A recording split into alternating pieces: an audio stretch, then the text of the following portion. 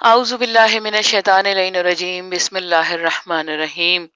ربی اشرح لی صدری ویسر لی امری واحلل عقدۃ من لسانی ربی یسر ولا تعسر وتمم بالخیر بسم اللہ الرحمن الرحیم الحمد للہ رب العالمین والصلاة والسلام علی اشرف الاولین والآخرین سید الانبیاء والمرسلین وخاتم النبیین سیدنا و نبینا و شفیع ذنوبنا و حبیب قلوبنا محبوب رب المشرقین والمغربین جد الحسن والحسین ابی القاسم محمد صلی اللہ علیہ وآلہ وسلم وآلہ الطیبین الطاہرین الغر المیامین المعصومین المظلومین من یومنا ھذا الی یوم الدین آمین یا رب العالمین ولعنت اللہ علی اعدائہم اجمعین۔ السلام علیکم تمام مومن و مومنات، مسلم و مسلمات۔ ایک طویل عرصے کے کہا جائے کہ فاصلے کے بعد سے آج میں دوبارہ آپ لوگوں کے سامنے 92 ملٹی میڈیا پہ پروگرام لے کے حاضر ہوں، اور یہ پروگرام جیسا کہ آپ جانتے ہیں کہ ملکۃ العرب طاہرہ مطہرہ بی بی خدیجۃ الکبریٰ کی شہادت کے دن جو ہے وہ ہم کر رہے ہیں، اور جیسا کہ آپ جانتے ہیں کہ یہ بی بی وہ ہیں جن کے مثل کوئی بھی نہیں ہے، جن کا جیسا کوئی بھی نہیں ہے، جن کا مثل کوئی نہیں نظر آتا ہے۔ بی بی خدیجۃ الکبریٰ جو ہیں، ان کے بہت سارے القابات ہیں، ان کے بہت سارے کہا جائے کہ کوالٹیز ایسی ہیں جن کو آج تک ہم ان تک پہنچ نہیں سکے ہیں۔ ان کی کردار میں، ان کی ذات میں، ان کے اعمال کے اندر جو ہے اس کو آج تک کوئی دوسری عورت اس لیول تک پہنچ نہیں سکی ہے۔ یہی کیا افتخار کم ہے کہ بی بی خود جو ہیں وہ سیدۃ النساء العالمین کی والدہ ہیں، سردار عرب کی جو ہے خوش دامن ہے، اور کائنات کے سردار حضرت محمد صلی اللہ علیہ وآلہ وسلم کی دل عزیز اہلیہ ہیں کہ نبی اکرم صلی اللہ علیہ وآلہ وسلم اپنی حیات طیبہ میں وصال جناب سیدہ سلام اللہ علیہا کے بعد ہمیشہ بی بی کو یاد کرتے رہے، جبکہ کچھ اور جو ان کی ازواج تھیں انہیں یہ ذکر پسند نہیں تھا، لیکن بی بی کو ہمیشہ یاد کرتے رہے، اور جو بھی تحفے تحائف آتے تھے تو گاہے بگاہے ان کی سہیلیوں کو، ان کی بہن کو بھیجا کرتے تھے، اور کہتے تھے نبی اکرم صلی اللہ علیہ وسلم ارشاد فرماتے تھے کہ جب مجھ پر کسی نے یقین نہیں کیا، تب خدیجہ وہ واحد تھیں جنہوں نے مجھ پہ ایمان لایا۔ اندازہ لگائیے کہ کائنات کے اندر اتنے بڑے شخصیت کے لیے کوئی نہیں تھا ایسا جو کہ ان پہ یقین لاتا۔ یہ الگ بات ہے کہ ان کے خاندان کے تمام لوگ ان پہ یقین رکھتے تھے سوائے ابو لہب کے، لیکن بی بی کی ذات کے لیے نبی اکرم صلی اللہ علیہ وآلہ وسلم اس طرح سے ارشاد فرماتے ہیں۔ ہم نہیں جان سکتے ہیں کہ وہ کون سے معاملات تھے، وہ کون سے کہا جائے نبی اکرم صلی اللہ علیہ وسلم کی دلی خواہشات تھیں کہ تمام لوگ جو ہیں انہیں ان پر ایمان لائیں کہ وہ اللہ کے حبیب اور پیارے رسول ہیں، لیکن بی بی ایمان لے کے آئی ان کے اوپر، اور کیوں نہ لاتی کہ یہ بھی اس خاندان سے تعلق رکھتی ہیں جہاں پر کبھی بھی غیر اللہ کی عبادت نہیں کی گئی، کہیں پر اپنے ہاتھوں کے بنائے ہوئے خداؤں کی عبادت نہیں کی گئی۔ اور آج میں جس چیز کا ذکر کرنے جا رہی ہوں، یہ مصائب تو بہت سہے بی بی نے، جبکہ کہا جاتا ہے اور ان کے القابات میں ملتا ہے کہ بی بی ملکۃ العرب ہیں۔ ملکۃ العرب ایسی ہیں کہ ان کی اگر ہم جائیداد کا، ان کی اگر ہم کہا جائے مال و دولت کا اندازہ لگانے جائیں تو کتابوں میں ملتا ہے کہ آپ جو ہے وہ اس قدر مال و دولت رکھتی تھیں کہ آپ کے خیمے کی میخیں بھی جو ہے وہ سونے کی بنی ہوئی ہوتی تھی۔ کسی کے لیے ایسی باتیں نہیں ملتی ہیں، بہت سارے اور بھی سردار تھے، بادشاہ تھے، لیکن ایسا اسٹیٹمنٹ جو دوسروں نے دیا ہے نہیں ملتا ہے. اور بی بی حقیقتاً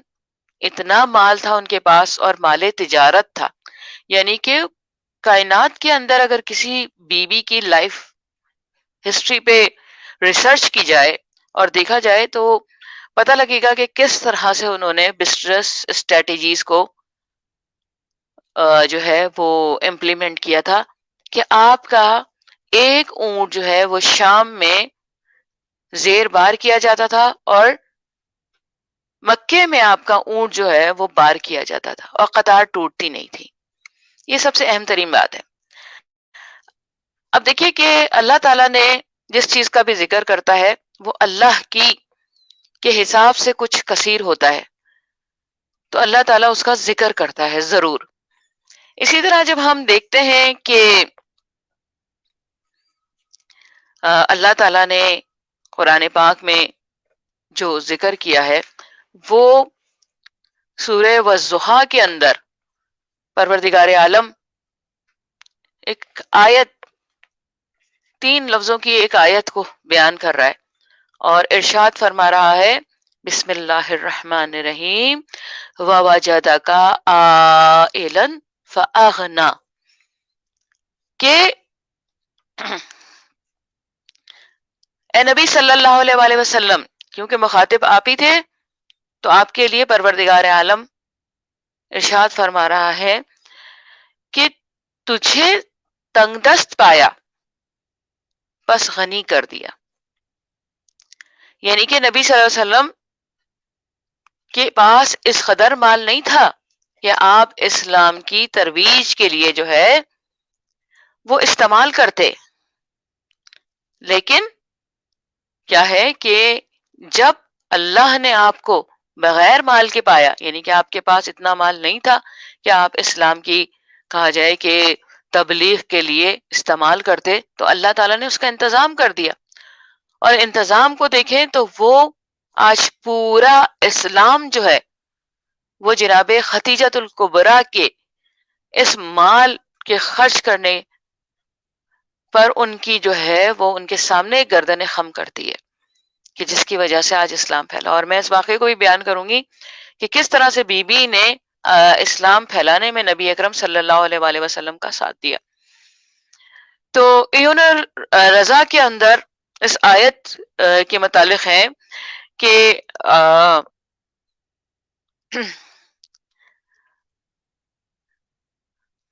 کہ آپ نے اس کے اندر ہے کہ اس آیت کے متعلق کہ وَوَجَدَكَ عَائِلًا فَأَغْنَى، کہ ہم نے آپ کو تنگ دست پایا تو غنی کر دیا. تو اس سے مطلب ہے کہ آپ کے پاس جو کچھ ہونا چاہیے تھا، جو آپ مانگتے رہے، جو آپ کہتے رہے پروردگار عالم سے، وہ پروردگار عالم اس کی صحیح کرتا رہا اور جناب ختیجۃ الکبریٰ کا آپ کو ساتھ دے دیا. کہ بی بی کا ایک کنٹریبیوشن ہے کہ بی بی نے جیسے ہی اسلام قبول کیا، اسلام تو ظاہر ہے انہوں نے پہلے بہت عرصے سے قبول کیا ہوا تھا، کبھی غیر اللہ کی عبادت نہیں کی، اس کا مطلب یہ ہے کہ اسلام پہلے سے ان کے پاس موجود تھا. لیکن اس کی جیسے ہی ترویج شروع ہوئی ہے تو بس پھر کیا ہوا کہ آپ نے اپنے تمام مال و دولت کو، جو بھی آپ کے پاس تھا، تمام کے آپ نے سکے بنوائے، سونے کے سکے بنوائے، اور صبح کے وقت میں آپ جو ہے وہ ڈھیری لگاتی تھیں اور اعلان کرتی تھی کہ جو بھی شخص اسلام قبول کر لے گا اسے ایک سکہ گولڈ کا دیا جائے گا. لوگوں کا کام یہی تھا، قریش کا، مکے کے لوگوں کا، کافرین کا کام یہی تھا، منافقین کا کام یہی تھا کہ وہ صبح کے وقت ایمان لاتے جناب ختیجۃ الکبریٰ کے اس سکہ پر، اور پھر جب شام کو ڈھیری لگتی تو شام کو وہ دوبارہ کافر ہو کے دوبارہ اسلام قبول کرتے. اس طرح سے تقسیم کی ہے بی بی نے اپنی دولت کو. اور پھر ہم دیکھتے ہیں کہ بی بی کا ایک لقب ہے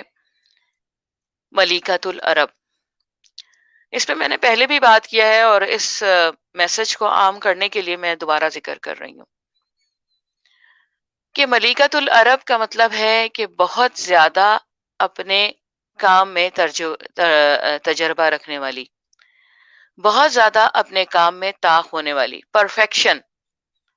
اور پھر ملکہ یعنی کہ تمام جو ملکہ جس کے لیے کہا جاتا ہے عام، وہ ملکہ. ہمیں دیکھنا پڑے گا کہ دیکھیے ان کے علاوہ بھی کہ انتظامی معاملات میں اس قدر آپ بہترین تھیں کہ لوگوں نے آپ کو ملکۃ العرب کا نام دیا. کیوں؟ کہ آپ کا سامان جو ہے تجارت اس قدر زیادہ تھا کہ آپ کو دور دراز کے ممالک میں، صرف شام میں نہیں جاتا تھا آپ کا، دور دراز کے ممالک میں بھی آپ کا سامان تجارت جاتا تھا. اور وہاں پر آپ نے بہت زیادہ جو آپ کے کام کرنے والے لوگ تھے ان کو ہدایت تھی کہ جہاں پر بھی جائیں وہاں پر ایک پراپرٹی ضرور خرید لیں. اب ملکۃ العرب کو دیکھا جائے تو ظاہری بات ہے اس کے لیے بادشاہ ہونا بھی ضروری ہے، کوئی بادشاہ تو ہوگا، لیکن ہم دیکھتے ہیں کہ کوئی بادشاہ عرب نہیں ہے بلکہ بادشاہ کائنات نبی اکرم صلی اللہ علیہ وسلم نظر آتے ہیں. لیکن یہ لقب جب بھی دیا گیا ہے بی بی کو، اس وقت نبی اکرم صلی اللہ علیہ وسلم کی ذات مبارک بی بی کے ساتھ نہیں تھی، اور بی بی جو ہے وہ اکیلے ہی اس وقت مال تجارت مختلف ملکوں میں بھیجا کرتی تھی. اور جب مختلف ملکوں میں جاتا تھا یہ سامان تو وہاں پر آپ کا ایک نام تھا، اور اتنی زیادہ اس ملک میں انویسٹمنٹ تھی کہ وہاں کا بادشاہ بھی آپ کی اجازت کے بغیر فیصلے نہیں کر سکتا تھا. جس طرح سے ہم دیکھتے ہیں کہ ایسٹ انڈیا کمپنی جب آئی ہے انڈیا میں اور اس نے اپنے پنجے گاڑے ہیں، تو پھر اورنگزیب بادشاہ جیسا بادشاہ بھی کچھ نہیں کر پاتا تھا، وہ بھی اپنے فیصلے اس طرح سے نہیں لیتا تھا آزادی سے. یہاں پر بھی یہی سچویشن تھی کہ بی بی نے کبھی قصد نہیں کیا، لیکن کیا تھا کہ بی بی جو ہے وہ جہاں جہاں پہ سامان تجارت جاتا تھا وہاں وہاں پہ پراپرٹی بناتی جاتی تھی، اور الٹیمیٹلی اس ملک کا بادشاہ بھی بغیر بی بی کے اجازت کے یہ کام اپنے کوئی فیصلے نہیں لے سکتا تھا. اسی لیے بی بی کو ملکۃ العرب کہا گیا، ملکۃ العرب کہا گیا. اور بی بی کے مال تجارت اور کہا جائے انتظامی صلاحیتیں بدرجہ تم تھیں کہ کوئی اس کا مقابل مرد بھی نہیں تھا. ایسا کوئی شخص ہی نہیں تھا جو بی بی کی تجارت کے طریقے کو، بی بی کی تجارت کے کہا جائے مال و دولت کے کس طرح سے تجارت کرنی ہے، کس طرح سے پلاننگ کرنی ہے، کون سا مال کہاں بھیجنا ہے، کون سے کس مال کی کہاں پہ ڈیمانڈ ہے، یہ سب بی بی بہترین طریقے سے جانتی تھی. یہ چھوٹی باتیں ہیں جو ہمارے ذہنوں میں آتی ہیں، جو ہم سوچتے ہیں. اس کا کہا جائے کینوس بہت بڑا ہے. بی بی کی کہا جائے اگر ذات پر پوری تحقیق کی جائے تو یقیناً بہت سے اداروں کے اندر جو کہ بزنس اسٹریٹجیز پڑھاتے ہیں وہ بی بی کی لائف ہسٹری کو ضرور پڑھائے، بی بی کے اس مینجمنٹ کو ضرور پڑھائے، بزنس مینجمنٹ کو ضرور پڑھائے. تو یہ تو ملکۃ العرب کے لیے ہو گیا. بی بی کا ایک لقب ہے ختیجہ. ختیجہ کے معنی ملتے ہیں کہ 6 مہینے کا بچہ، یعنی کہ جو اپنے ماں کے شکم میں 6 مہینہ رہا. یہ بات بھی بہت واضح نہیں ہے کہ بی بی یقیناً، کیونکہ اور نام نہیں ملتا ہے کوئی ایسا کسی کا بھی ختیجہ، اور ختیجہ کے مطلب جو کہ 6 مہینے کے اندر متولد ہوئی ہو. ایک امام حسین علیہ السلام 6 مہینے میں متولد ہوئے، ظاہر اس خاندان کا خاصہ ہے. اللہ تعالیٰ جو ہے وہ اس خاندان کے حساب سے ہی لوگوں کو وہاں پیدا کرتا ہے، جبکہ یہ تو جنت کے سردار ہیں. اور اللہ نے ان کی نانی کے لیے جو ہے جنت میں قصر تعمیر کیے. یہ وہ لوگ ہیں. تو اب کیا ہے کہ بی بی جو ہے وہ اپنے، ہم دیکھتے ہیں کہ بہت سارے معاملات میں آزاد ہے، اور بہت سارے معاملات کے اندر جو ہے وہ بی بی کسی کی محتاج نظر نہیں آتی ہے. اسی طرح سے ہم دیکھتے ہیں کہ ایک واقعہ ملتا ہے کہ بی بی جو تھی وہ مکے کے بازار سے گزر رہی تھی، کہ ایک راہب تھا، اس نے اعلان کیا، کہنے لگا کہ اے عورتوں سن لو، اے عورتوں سن لو کہ ایک نبی آنے والا ہے، اور وہ نبی جب آئے تو تم اس سے شادی کرنا۔ یہ بات بی بی نے اپنے گرہ سے باندھ لی۔ بہت ساری عورتیں تھیں، لیکن ہر کسی نے نبی اکرم صلی اللہ علیہ وآلہ وسلم کو یتیم جان کر ان پہ قہر کیا، لیکن یہ خدیجۃ الکبریٰ تھیں جنہوں نے اپنے پلے سے اس بات کو باندھ لیا تھا، اور کیا کہتے ہیں کہ نبی اکرم صلی اللہ علیہ وسلم سے خود شادی کا پیغام جو ہے جاری کیا، اور خود جو ہے اپنا پیغام بھجوایا۔ اور پھر اس کے بعد ہم دیکھتے ہیں کہ نبی اکرم صلی اللہ علیہ وآلہ وسلم کا جو مہر طے کیا گیا، جو بی بی خدیجہ کا مہر طے کیا گیا، وہ مہر بھی رسول اکرم صلی اللہ علیہ وسلم نے انہیں نہیں عطا کیا، بلکہ انہوں نے اپنے مال سے ہی اپنے مہر کو نبی صلی اللہ علیہ وسلم کو کے لیے ادا کرنے کا پیش کیا کہ آپ میرے ہی مال سے جو ہے وہ میرا مہر ادا کریں۔ یہ بی بی ہیں، بی بی صدیقہ ہیں، بی بی طاہرہ ہیں۔ اس زمانے میں جبکہ عرب کا معاشرہ جو ہے وہ انتہائی کہا جائے کہ پسماندگی کا شکار تھا، لوگ جو تھے وہ اخلاقی پستیوں میں، گڑھوں میں گرے ہوئے تھے اخلاقی پستیوں کے۔ تو اس وقت ایسے القابات کسی خاتون کو مل جانا بہت اہم بات ہے، بہت اعلیٰ ترین بات ہے، کیونکہ سچ بولنا ترک ہو چکا تھا، یعنی کہ اخلاقی برائیوں میں وہ سب چیزیں آ جاتی ہیں جو کہ انسان کے کردار کو تباہ کرنے کے لیے کافی ہوتی ہیں۔ ہم دیکھتے ہیں کہ بی بی کو جو ہے طاہرہ کا لقب ملا، اور طاہرہ کا لقب اس زمانے میں یعنی کہ آپ کے کردار، آپ کی بات چیت، آپ کے ہر طرح کے معاملات میں آپ طاہرہ ہیں، یعنی کہ پاکیزگی لوگوں کو نظر آتی تھی۔ یہ القابات خود بی بی خدیجہ نے نہیں اپنے بنا لیے تھے۔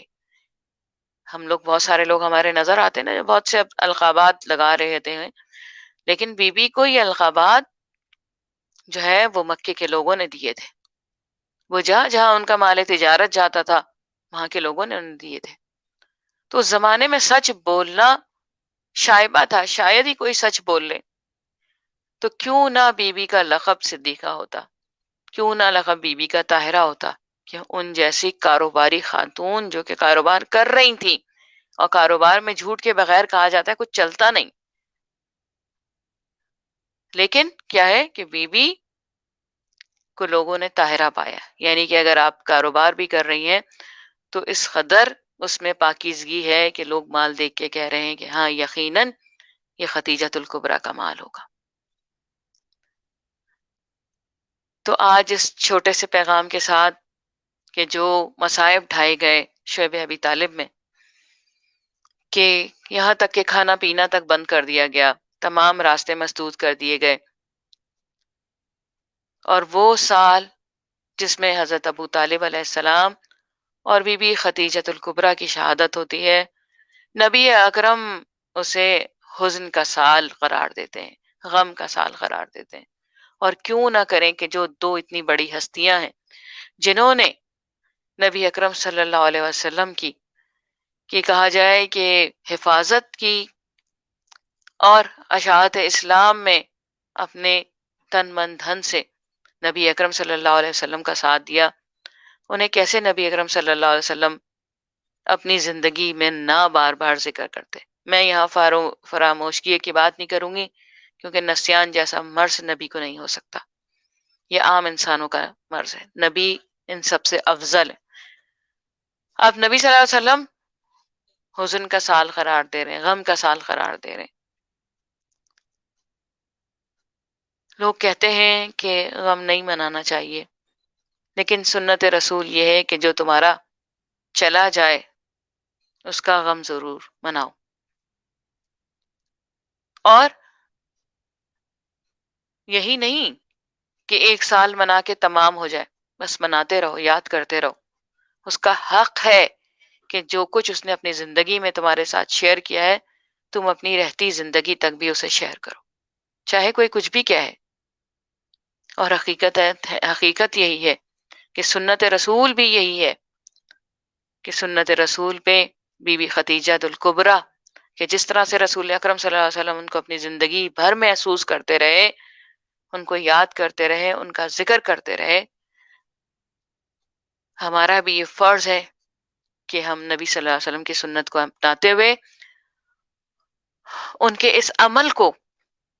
جو ہے وہ اس پہ چلیں، اور بی بی خدیجہ الکبریٰ